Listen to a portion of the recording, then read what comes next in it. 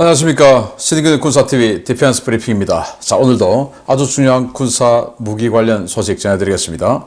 자, 미국의 핵 전력, 러시아, 중국 등에 맞서는 미국 패권 유지의 중요 수단인데요.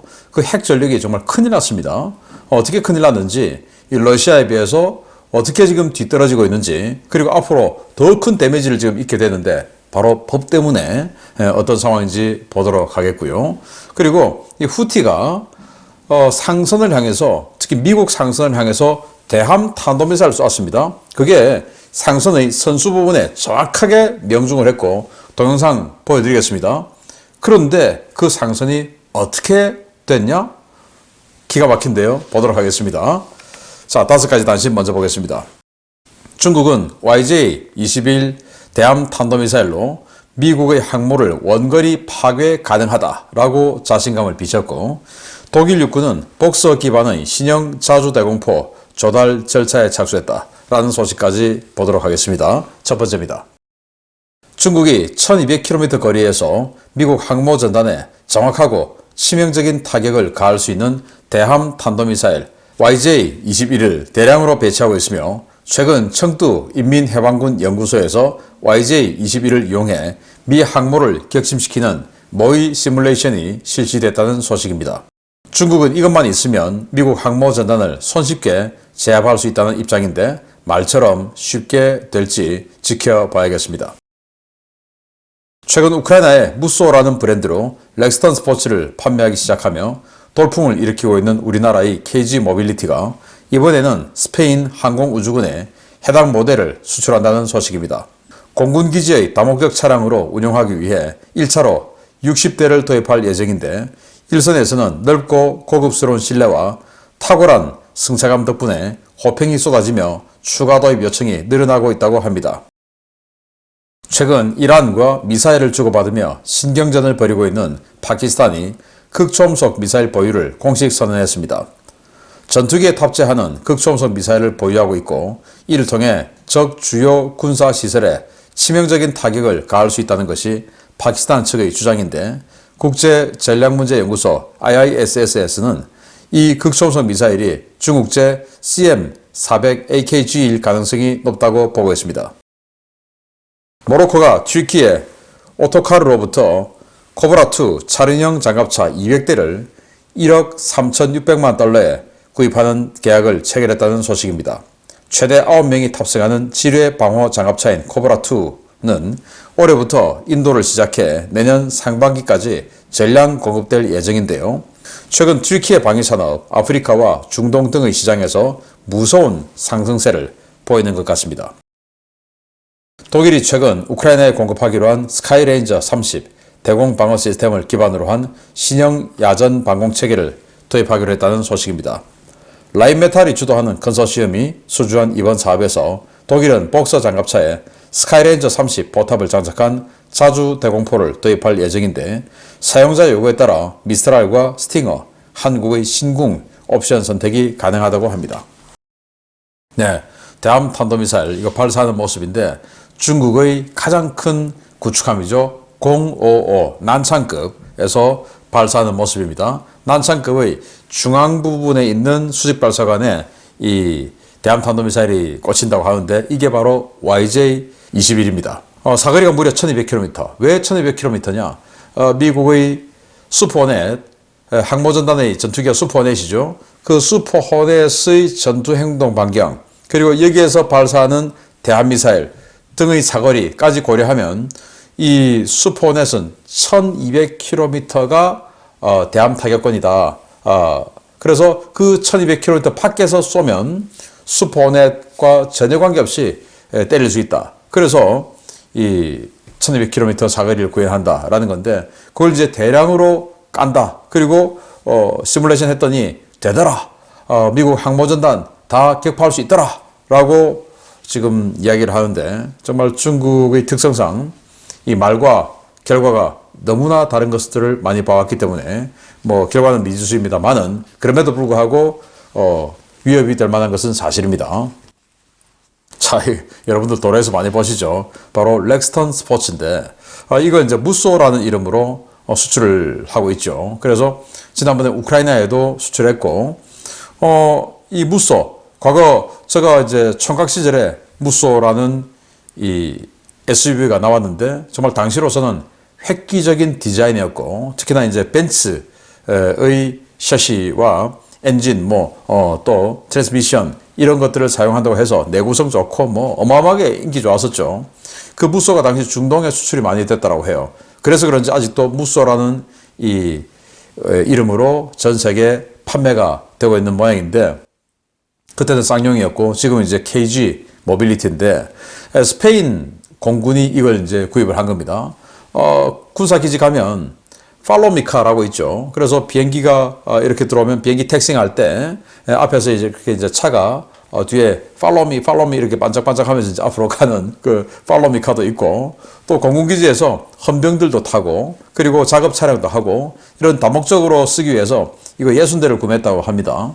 그런데 써보니까 우리 한국차 특성이 또 실내가 넓죠. 동급의 다른 서양 차량에 비해서. 그러니까 실내 넓고, 또 한국 차량 또 특징이 옵션 좋죠. 그래서 이 편의사양 너무 좋고 하니까, 야, 이거 좋아, 더 사줘, 이제 이런 이 호평이 쏟아지고 있다고 하는데, 기분 좋은 소식입니다. 더 많이 사가기를 바랍니다.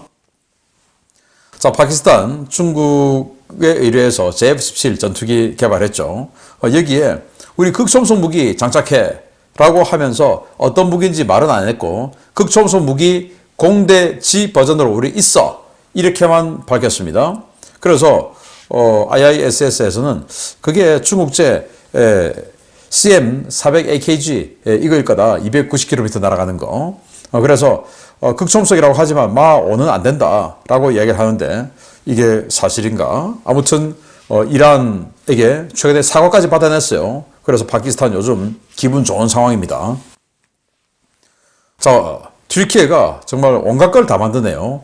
지금 드론 시장에서는 거의 탑을 달리고 있고, 그리고 전차, 자주포, 우리 한국의 K9, K2 기술 받아가서 만들었죠.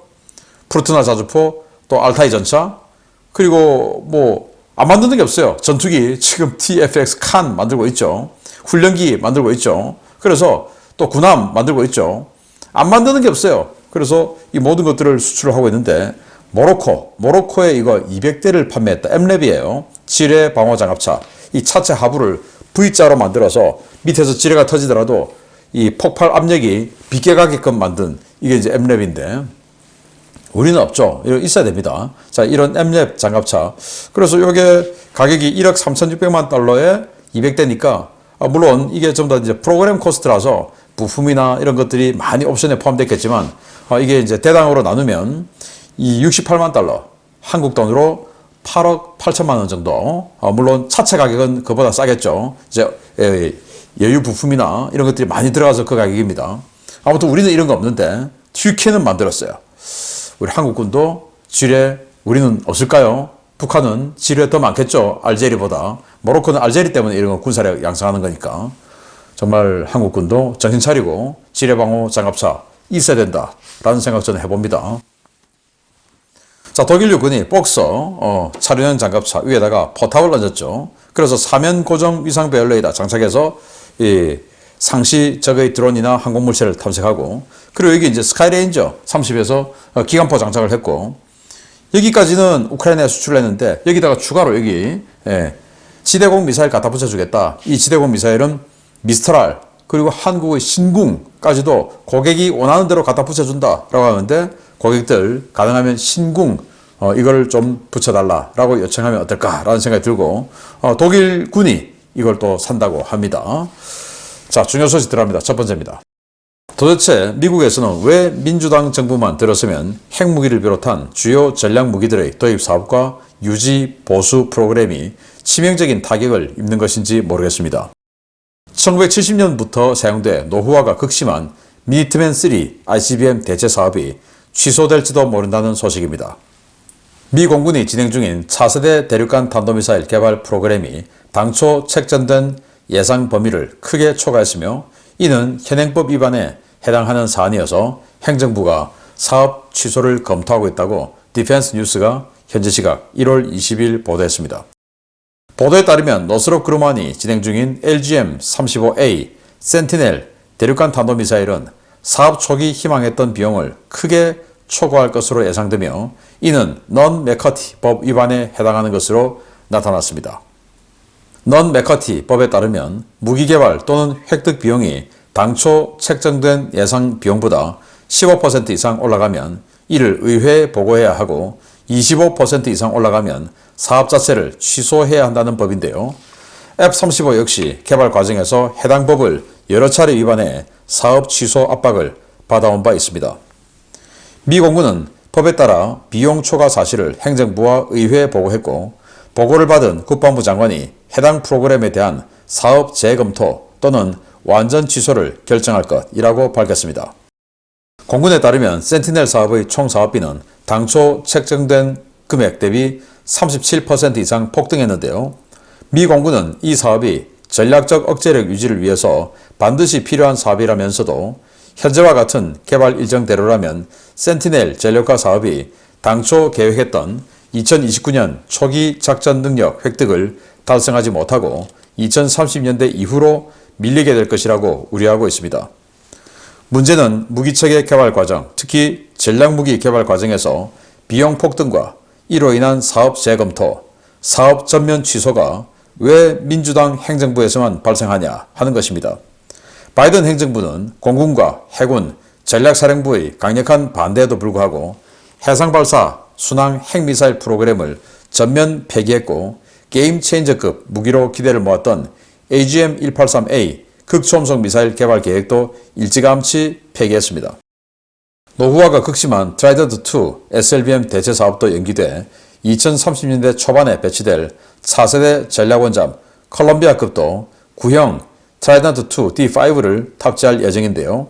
러시아와 중국이 핵 폭주를 벌이고 있는 지금 미국이 이렇게 핵전력 현대화에 소홀해도 되는 것인지 모르겠습니다. 네, 제가 지난 주말에 센티넬 이거 추진체 연소 실험했다. 근데 지금 좀 늦고 있다. 라고 말씀을 드렸는데 이걸 지금 취소할 위기라고 합니다. 그게 이제 넌 맥커디 법에 따른 것이라는데 이 법에 따르면 그 원래 예상했던 예산이 있지 않습니까? 여기에 비해서 15% 이상 늘어나면 그 사유를 의회에 보고해야 되고 25% 늘어나면 취소해야 된다고 합니다. 그런데 지금 37% 늘어났다는 겁니다. 그럼 법적으로 보면 취소 사유가 맞아요. 국방부 장관이 결정하면 취소되는 겁니다. 그런데 이렇게 지금 이 LGM-35A 이 추진체를 왜 지금 하냐? 너무 오래됐어요. ICBM이. 그래서 러시아 같은 경우는 지금 ICBM 야르스로 다 바꿨죠. 그리고 이 SLBM도 블라바로 다 바꿨죠. 그런데 미국은 1970년에 배치한 미니트맨 3, 그럼 지금 54년 됐지 않습니까? 이걸 대체하는 것을 그 중간에 피스키퍼 있었는데 그걸 또 취소를 했어요. 그러다 보니까 한 세대 건너뛰었어요. 그리고 지금 또 바꾸려고 하는데 이 법안 때문에 취소해야 된다?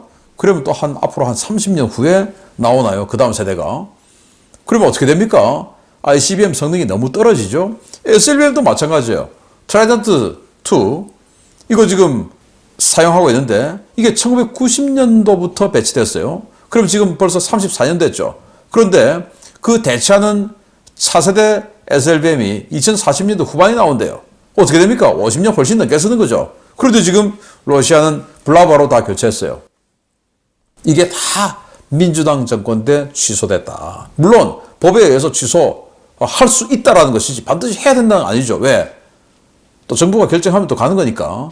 갔던 그 사례가 있어요. 예를 들어서 F-35 같은 경우에 비용이 늘어났지만 이건 대안이 없다. 해야 된다. 해서 살았어요. 사업이.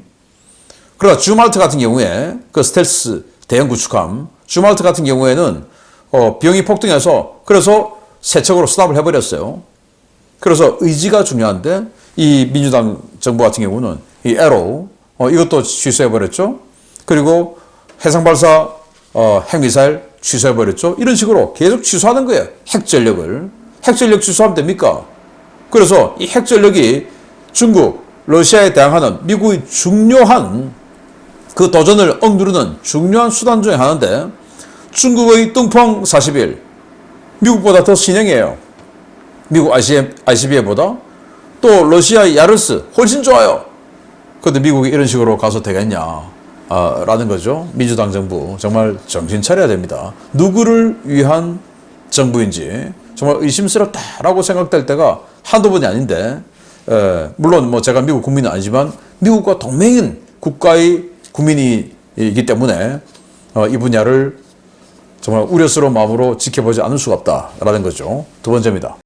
중국이 미국 항공모함을 잡을 게임 체인저로 선전하고 있는 대함 탄도미사일이 예상보다 위력이 떨어질 수 있다는 관측이 나왔습니다. 단지 추측이 아니라 최근 중동 지역에서의 실전 사례에 대한 분석을 통해 나온 추론인데, 대함 탄도미사일의 효용성에 대해 당분간 논란이 일 것으로 보입니다.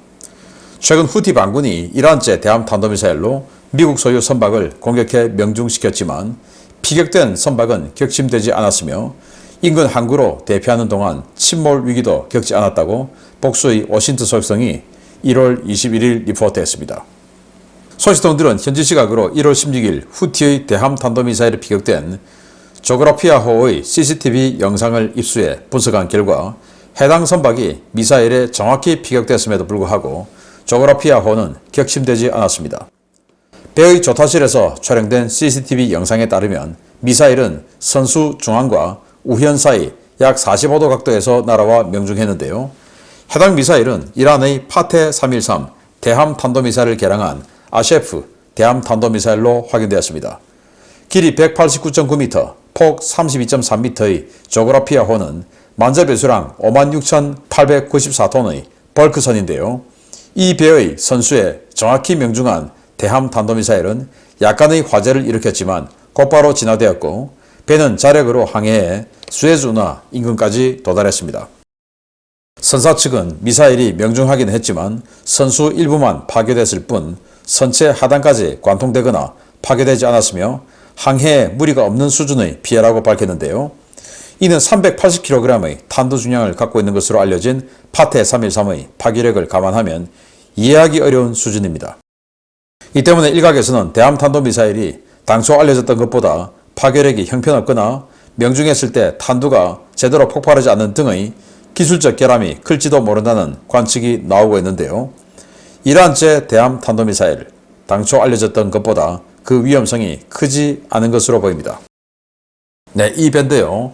이 배가 이 선수 이 부분에 탄도미사일 맞았어요. 그런데 지금 수에즈 운하까지 그냥 혼자서 가서 지금 앵커링하고 자기 순서 기다리고 있는 겁니다. 운하 통과하려면 자기 순서가 와야 통과를 하니까. 어떻게 했냐? 지금 이 미사일이 지금 날아와서 맞았는데, 뭐 북한의 스커드나 뭐 하고 덩치가 좀 비슷해요. 이란의 파테 313이라는 미사일인데, 이게, 동영상 한번 보시겠습니다. 자, 선수 중앙으로 확 나오라서 뻥 터집니다. 터지고 좀 있으니까, 지금 이 좌연 쪽에서 사람 2명이 막 도망오고 있어요. 그 인근에 사람이 있었는가 본데 사람도 죽지 않았어요.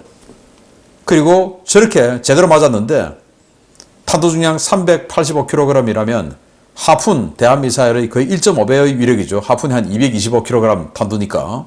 그런데 385kg인데도 불구하고 그냥 또 폭발도 했는데 지장 없이 이렇게 항해해서 수에즈 운하까지 1000km를 넘게 갔다. 그러면 이 배가 너무나 커서 이 탄도미사일이 영향을 줄 수 없었다. 그건 또 아니에요. 길이가 189.9m, 우리 독도함보다 10m 짧아요. 그리고 폭은 32.3m, 독도함하고 비슷하죠. 단지 이게 배가 이렇게 화물선이니까 뚱뚱하게 생겨서 만재 배수량이 56,894톤이나 되지만 어쨌든 길이나 폭은 독도함하고 비슷합니다. 그 선수에 정확하게 맞았는데도 이렇게 이란제 미사일은 별 데미지를 못 줬다라는 것은 탄두가 제대로 기폭을 하지 않았던지, 아니면 뭔가 정말 그들이 말하는 것처럼 그런 성능이 안 나오는 이런 바보 같은 미사일인가? 라는 생각이 드는데, 여기서 이제 한번 기대해 볼 것은 북한이 만든 대함 탄도미사일이죠. 스커드 ER을 바탕으로 만들었다고 하는데 그것도 이런 미사일이기를 기대해 봅니다. 왜 지금 이란, 중국, 북한 다 지금 똑같은 한 통속들 아닙니까? 마치겠습니다. 감사합니다.